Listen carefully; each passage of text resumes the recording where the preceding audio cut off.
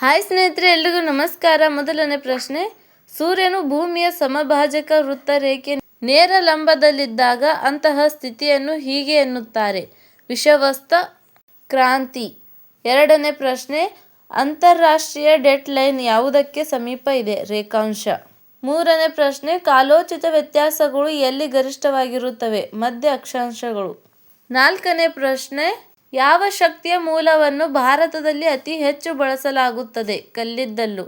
ಐದನೇ ಪ್ರಶ್ನೆ, ಏಷ್ಯಾದಲ್ಲಿ ಅತ್ಯಧಿಕ ಚಳಿ ಇರುವ ಪ್ರದೇಶ? ಡ್ರಾಸ್. ಆರನೇ ಪ್ರಶ್ನೆ, ಭಾರತದಿಂದ ಅತಿ ಹೆಚ್ಚು ಬಾಸುಮತಿ ಅಕ್ಕಿಯನ್ನು ಆಮದು ಮಾಡಿಕೊಳ್ಳುವ ದೇಶ? Saudi Arabia. ಏಳನೇ ಪ್ರಶ್ನೆ, ಭಾರತದ ಸಕ್ಕರೆಯ ಕೊಳಗ ಎಂದು ಯಾವ ರಾಜ್ಯವನ್ನು ಕರೆಯಲ್ಪಡುತ್ತದೆ? ಉತ್ತರ ಪ್ರದೇಶ. ಸ್ಥಳಾಕೃತಿಯ ನಕ್ಷೆಗಳು ಇದರಿಂದ ಸಿದ್ಧಪಡಿಸಲ್ಪಡುತ್ತವೆ. ಭಾರತದ ಸಮೀಕ್ಷೆ. ಒಂಬತ್ತನೇ ಪ್ರಶ್ನೆ, ಪಶ್ಚಿಮ ಬಂಗಾಳದ ಭಯಕಾರಿ ಎಂದು ಯಾವುದಕ್ಕೆ ಕರೆಯಲಾಗುತ್ತದೆ? ವಾಟರ್ ಹಯಸಿಂಥ.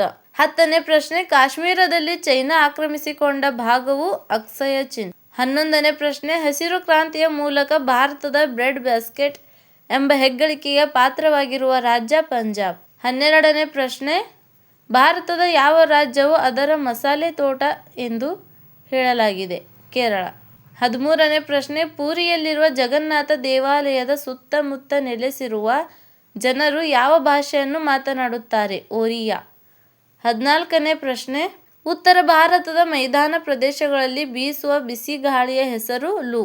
15ನೇ ಪ್ರಶ್ನೆ, ಭೂ ಆವೃತವಾಗಿರುವ ರಾಜ್ಯವು ಯಾವುದು? ಬಿಹಾರ. 16ನೇ ಪ್ರಶ್ನೆ, ಭಾರತದ ಹವಾಮಾನ ಸಾಮಾನ್ಯವಾಗಿ ವರ್ಗೀಕರಣವಾಗಿರುವುದು ಉಷ್ಣವಲಯದಲ್ಲಿ. 17ನೇ ಪ್ರಶ್ನೆ, ಬ್ಲೂ ಮೌಂಟೇನ್ಸ್ ಏನನ್ನು ಸೂಚಿಸುತ್ತದೆ? ನೀಲಗಿರಿ ಪರ್ವತಗಳು. 18ನೇ ಪ್ರಶ್ನೆ, ದಕ್ಷಿಣ ಭಾರತದಲ್ಲಿರುವ ನೀಲಗಿರಿ ಬೆಟ್ಟಗಳ ದಕ್ಷಿಣ ಅಂಚಿನಲ್ಲಿ ಅಥವಾ ತುದಿಯಲ್ಲಿ ಇರುವ ಪಾಸ್ ಯಾವುದು? ಪಾಲ್ ಘಾಟ್ ಗ್ಯಾಪ್. 19ನೇ ಪ್ರಶ್ನೆ, ಹಾಸನ ಮತ್ತು ಸಕಲೇಶಪುರದ ನಡುವೆ ಸಂಪರ್ಕ ಕಲ್ಪಿಸುವ ಘಾಟ್ ಯಾವುದು? ಶಿರಾಡಿ ಘಾಟ್. 20ನೇ ಪ್ರಶ್ನೆ, ಹಿಮಾಲಯ ಶ್ರೇಣಿಯ ಯಾವ ಪರ್ವತಗಳು ಭಾರತದಲ್ಲಿವೆ? ನಂದಾದೇವಿ. ಈ ವಿಡಿಯೋ ನಿಮಗೆ ಇಷ್ಟವಾದಲ್ಲಿ ಸಬ್ಸ್ಕ್ರೈಬ್ ಮಾಡಿ, ಸಪೋರ್ಟ್ ಮಾಡಿ. ಧನ್ಯವಾದಗಳು.